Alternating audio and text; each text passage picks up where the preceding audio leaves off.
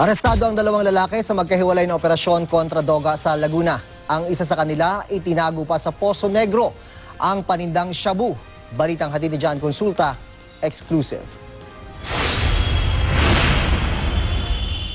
Magkakasunod na operasyon kontra droga ang ikinasa ng Binyan Police. Isa sa mga nahuli sa bypass operation, si Dean Mark Noceliado alias Makmak, 32 taong gulang.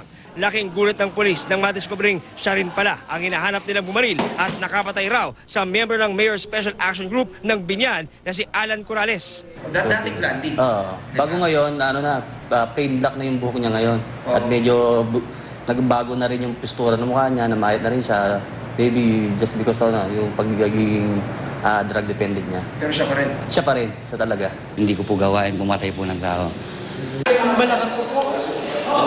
Pahirapan naman ang operasyon sa lolong sospek na si Rosmini Baldeo dahil kinailangang pumasok ng mga otoridad sa loob ng Poso Negro matapos dito itago ang shabu sa gitna ng operasyon.